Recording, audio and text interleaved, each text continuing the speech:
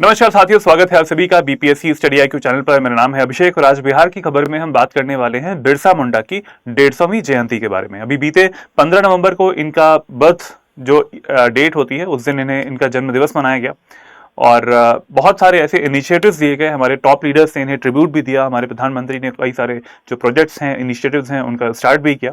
तो ये सारी चीजें आप सभी के लिए मैं लेकर आया हूं इस वीडियो में। शुरू से अंत तक पूरा देखिएगा, काफी इंफॉर्मेटिव वीडियो होने वाला है।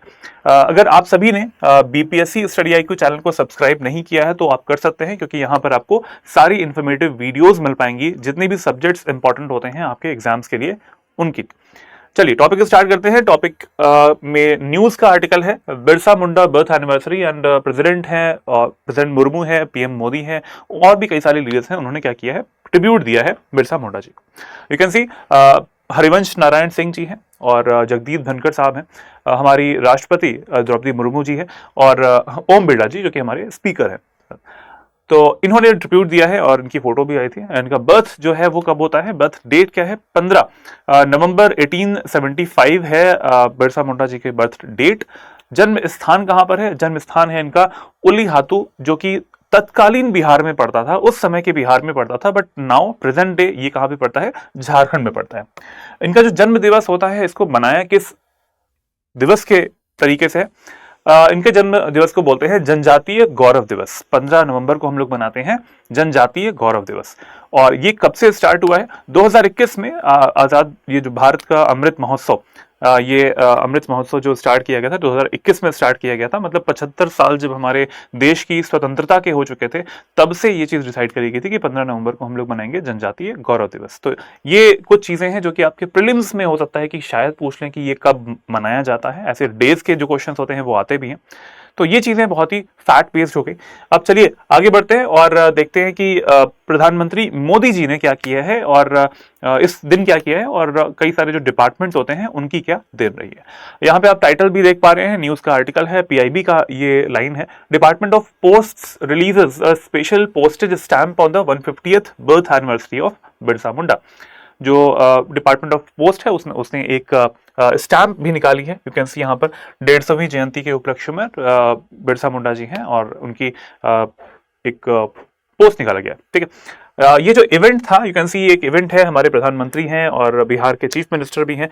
इन्होंने ये इवेंट कहाँ पे किया है, ये किया था जमुई में, बिहार के जमुई में अभी आए थे ये, और इन्होंने ये इवेंट भी किया हुआ है। यू कैन सी एक ऐसा पोस्ट जो है, इसको ये शो भी कर रहे हैं।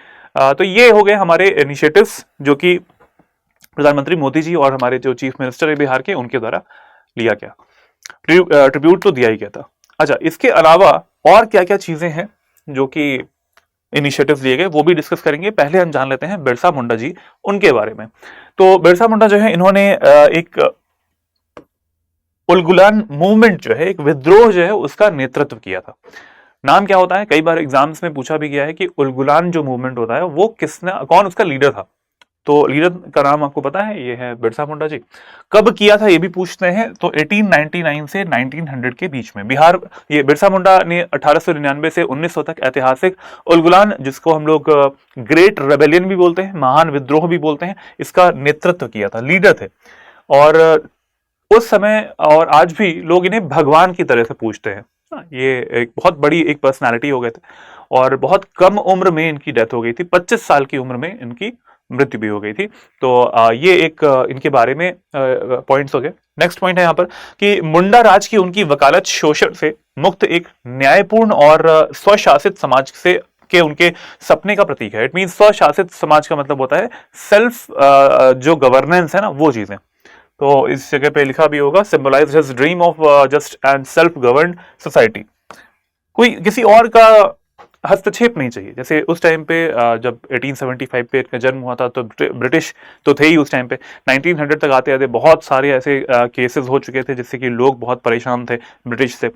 और आफ्टर दिस 1857 मूवमेंट इनिशिएटिव्स ऐसे लिए गए थे ब्रिटिश सरकार की तरफ से कि सप्रेस किया जा रहा था। और यही ट्राइबल जो ग्रुप था इनका, ये एक ट्राइब से आते थे, तो उनको भी काफी ज्यादा दबाया जा रहा था। इसके अलावा बहुत सारी फेमाइंस जो आती जा रही थी उस टाइम पे, सूखा पड़ने की घटनाएं थी, फेमाइंस भी आ रही थी, भुखमरी की कंडीशंस होती थी।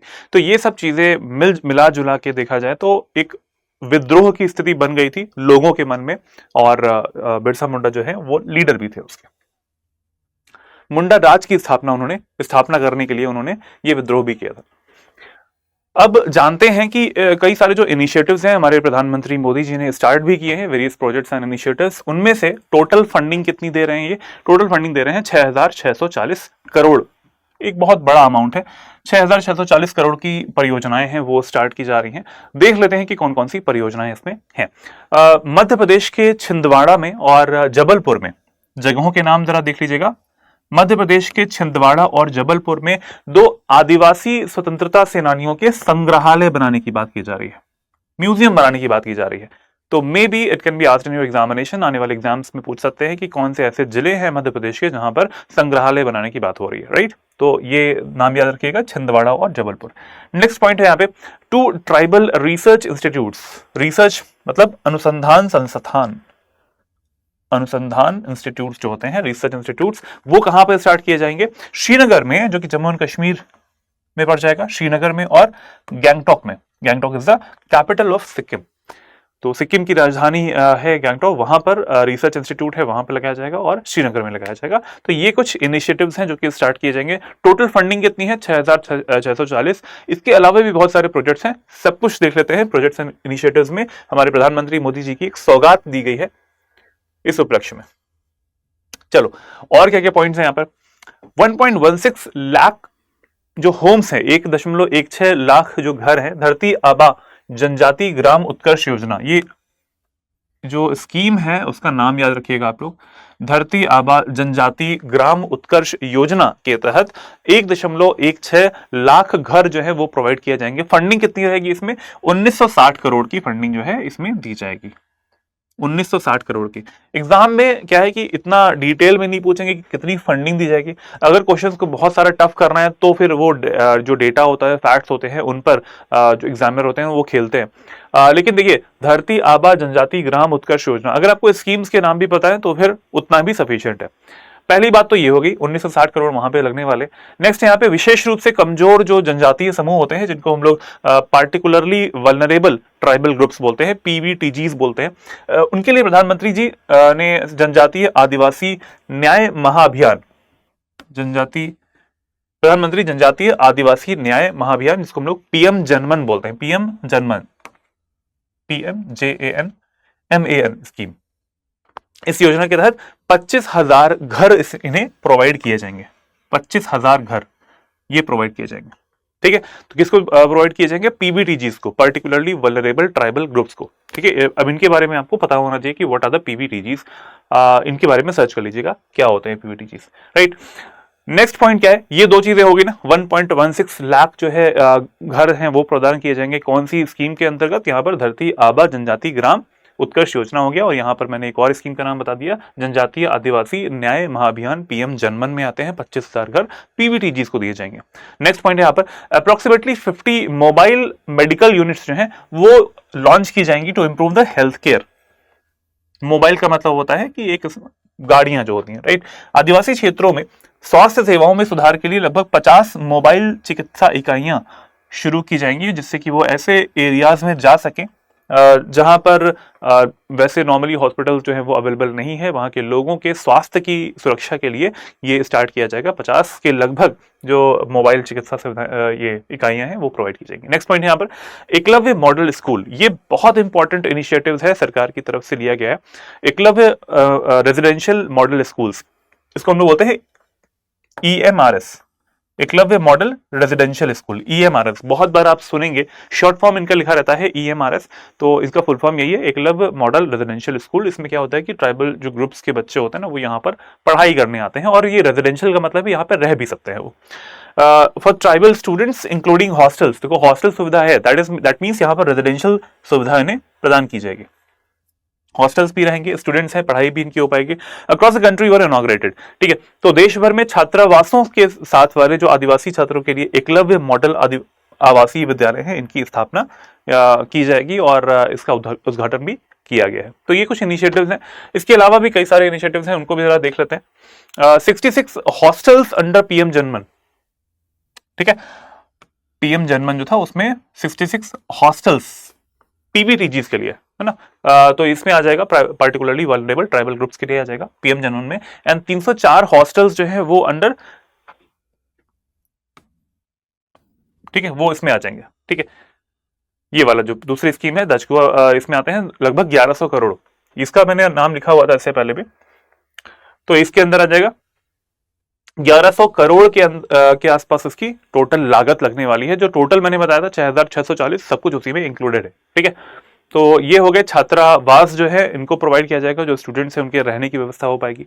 ट्राइबल बेसिकली जो जितना भी हमारा इनिशिएटिव्स यहाँ पे लिए गए हैं वो सारे ट्राइबल ग्रुप्स के लिए ही लिए गए हैं। नेक्स्ट पॉइंट है यहाँ पर पीएम जनमन के तहत 65 आंगनवाड़ी जो केंद्र है इनकी स्थापना की जाएगी।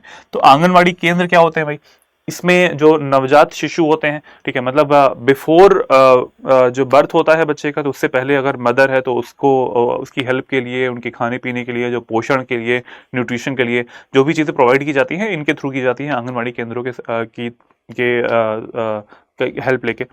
और इसके बाद after the birth of the child, उसके बाद भी ये बच्चे की जो सेहत होती है उसके लिए, और उसकी जो मदर होती है उनकी सेहत के लिए भी उनकी जो पोषण होता है, न्यूट्रिशन होता है, कुछ प्रोवाइड किया जाता है जिससे कि उनकी हेल्थ बनी रहे और जो मेटरनल मॉर्टेलिटी रेशियो होता है वो कम हो पाए। ठीक है, MMR जो है वो कम हो पाए।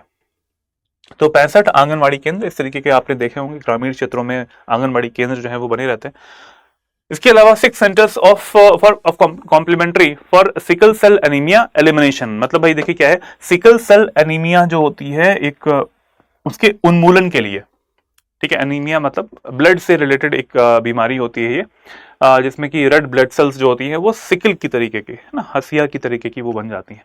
तो इसके तहत 6 दक्षता केंद्रों के साथ साथ जो ये है स्कीम जो है, इसके तहत आश्रम स्कूल, ठीक है, आश्रम स्कूल, छात्रावास और साथ साथ सरकारी आवासीय स्कूलों के उन्नयन के लिए लगभग 500 करोड़ रुपए की 330 परियोजनाएं यहां पर स्टार्ट की जाएंगी। अब ये सारी चीजें जो है सब किससे रिलेटेड है, सारे जितने भी ट्राइबल ग्रुप्स आते हैं ना उनसे रिलेटेड रहती है, बिकॉज हमारा दिन जो था वो जनजातीय जो हमारा इनका जो मनाया गया था बर्थ डेट जो है 15 नवंबर, उस दिन स्टार्ट किया गया है। ठीक है, तो ये क्लियर हो गया होगा आपको कि किस किस चीजों से रिलेटेड है। स्कूल्स बनाए जाएंगे, आंगनवाड़ी केंद्र बनाए जाएंगे, घर प्रदान किए जाएंगे पीवीटीजीज को 25,000, और उसके अलावा हमने 1.16 लाख होम जो है वो भी एक गवर्नमेंट स्कीम जो है उसके अंतर्गत हमने देख लिया। ठीक है, यहाँ पर गवर्नमेंट स्कीम्स के नाम बहुत इंपॉर्टेंट है। इस जगह पे मैंने बताया था आपको धरती आबा जनजाति ग्राम उत्कर्ष योजना, इसका नाम है DAJGUA। ठीक है, दजगुआ इसको शॉर्ट में बोल देते हैं, धरती आबा बड़ा सा नाम है। और पीएम जनमन जो होता है वो क्या होता है भाई, प्रधानमंत्री जनजाति आदिवासी न्याय महाअभियान। ठीक है, पीएम जनमन। तो 2 स्कीम्स बहुत इंपॉर्टेंट है ट्राइबल ग्रुप से रिलेटेड, ये हमने देखा। चलो जल्दी से आप आ जाइए, ये कंटेंट हमारा वहीं पे आज का समाप्त होता है, क्योंकि ये इनिशिएटिव्स लिए गए थे। सबसे पहला चीज हमने देखा कि इनका बर्थ कब होता है, कैसे ये इंपॉर्टेंट है हिस्ट्री के पर्सपेक्टिव में, और साथ साथ आज के समय में जो इनिशिएटिव्स लिए गए हैं हमारी सरकार के द्वारा, हमारे जो डिपार्टमेंट्स हैं उनके द्वारा, वो जरूरी है। चलिए आ जाइए इस क्वेश्चन पे जल्दी से। करंट अफेयर्स का लगभग एक ये क्वेश्चन रहता है, हमेशा न्यूज में भी रहता है आर्टिकल, कि यूवी रेज जो होती हैं उसको ए, बी और सी होती हैं यूवी रेज। ठीक है, 3 तरीके की यूवी रेज होती हैं, यूवी ए, यूवी बी और यूवी सी रेज, जो कि हम लोग देते हैं कि सूर्य का जो भी इंसोलेशन आ रहा होता है उससे हमारी पृथ्वी पर आती है। अब आपको बताना है कि इनमें से सही कथन कौन सा है। ठीक है, सही कथन कौन सा है। पहला स्टेटमेंट है तरंगदैर्घ्य जितनी लंबी होती है यूवी विकिरण उतना ही अधिक हानिकारक होता है। ठीक है, मतलब क्या है कि लार्ज वेवलेंथ जो जितनी ज्यादा होती है, the longer the wavelength the more harmful the UV radiation. बताना है कि सही है या फिर गलत है। नेक्स्ट स्टेटमेंट है बड़ी तरंगदैर्घ्य वाली यूवीसी किरणें यूवी विकिरण का सबसे हानिकारक प्रकार होती है। इज इट करेक्ट और नॉट, जस्ट आपको आंसर देना है कमेंट बॉक्स में। मध्यम तरंगदैर्घ्य की जो यूवी बी, ये यूवी बी का मतलब है ये वाला यूवी बी, जैविक रूप से बहुत सक्रिय होती है लेकिन सतही त्वचा परतों से परे प्रवेश नहीं कर पाती है। इंग्लिश और हिंदी दोनों में लिखा हुआ है, आंसर देना है आपको कमेंट बॉक्स में। इसके अलावा अगर आपको चाहिए इस वीडियो का पीडीएफ चाहिए होगा तो मेरा जो पीडीएफ के लिए टेलीग्राम चैनल है वो है लर्न एंड ग्रो विद अभिषेक। आप यहाँ से इस वीडियो के पीडीएफ को डाउनलोड कर सकते हैं। Discuss and grow with Abhishek this the Telegram group है, यहाँ पर डिस्कशन ग्रुप होता है।